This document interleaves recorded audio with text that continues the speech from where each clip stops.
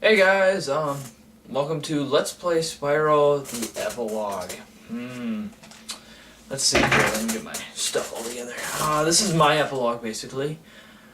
I'm basically doing my own version of Griffin Lobsters.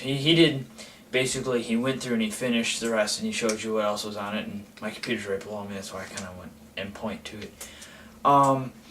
More or less, he did statistics, and I can't do statistics. I can't speak statistics very well, seeing as it's Spyro. There's not very many statistics. I can't even say the word stats. We're just gonna stick with more or less with stats, because there's lives, there's gems, 100%, how many save states you get to use, how many times I died.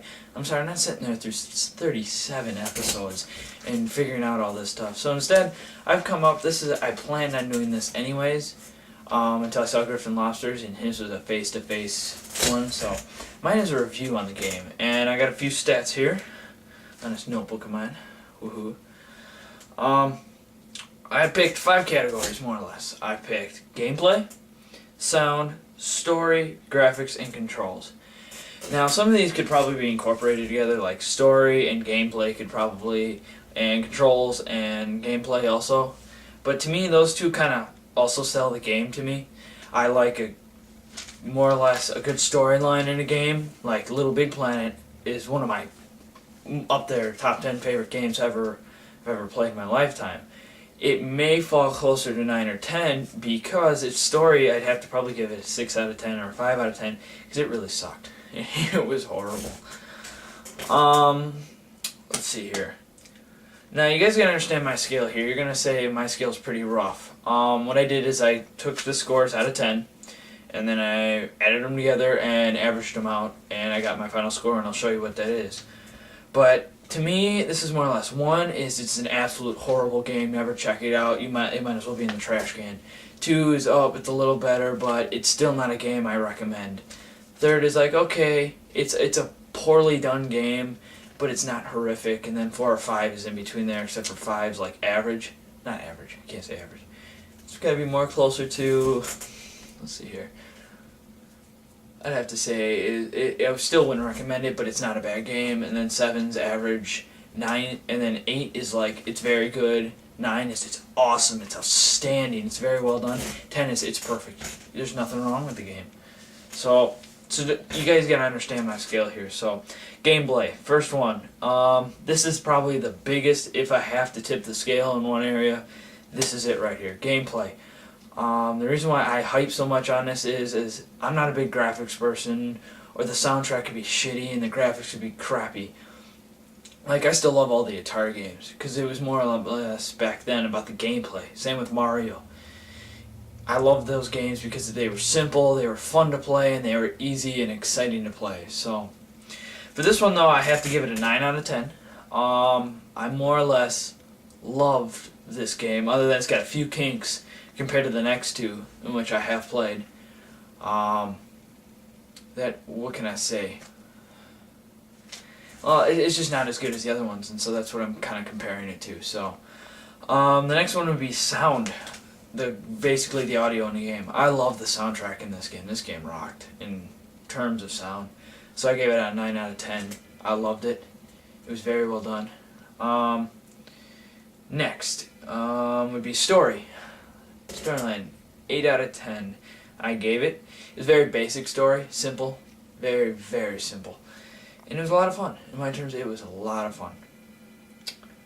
It had a very good humor. It wasn't the best. It could have been better in my opinion. So, the next one is graphics. Okay, this one I'm hugely. You can either call me a hypocrite or you cannot, because I own a PS3.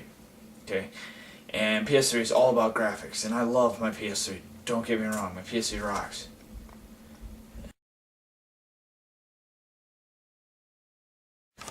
Okay guys, sorry about that. Let's see here. Interruption with the phone, I'm sorry. Nothing I can do about it. More or less,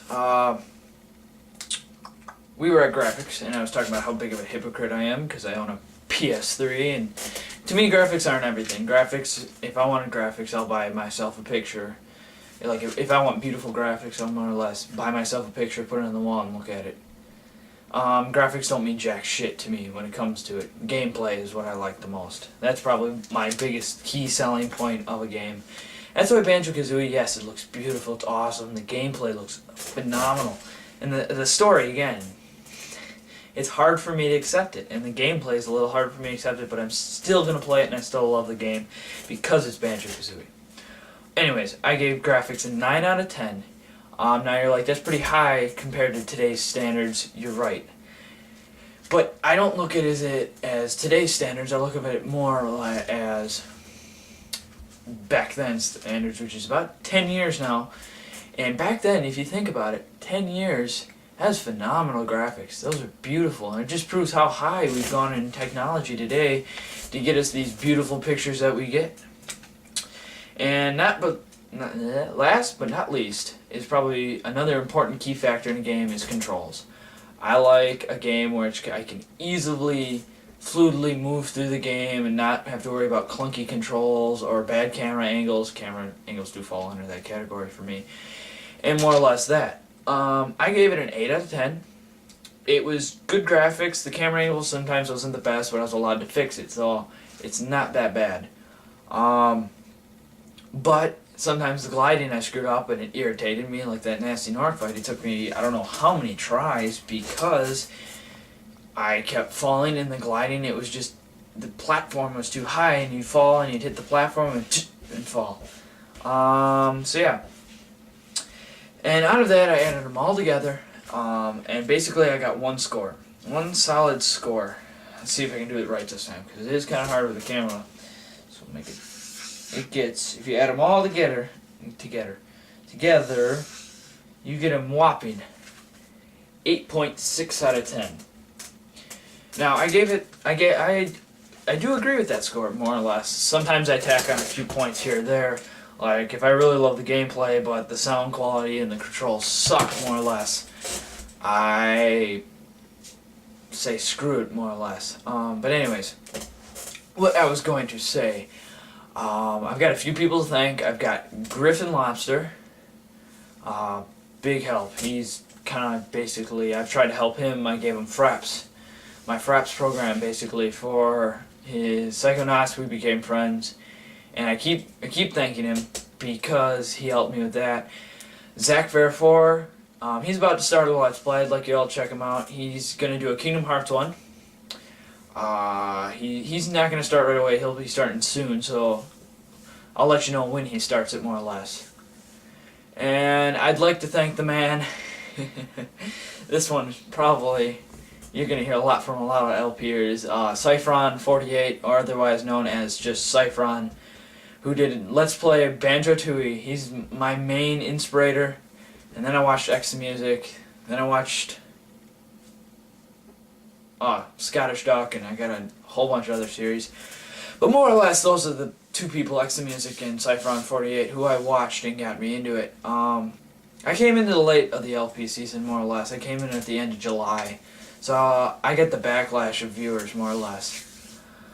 So those are all my thanks. I'd love to thank Insomniac for a phenomenal well done game, a phenomenal well done series. I wish they would have stuck with it, but like they said, Spyro didn't have hands, so he couldn't hold a gun, they couldn't do much, and then they went to Ratchet and Clank, which is a phenomenal series. If you haven't ever checked it out, go check it out now.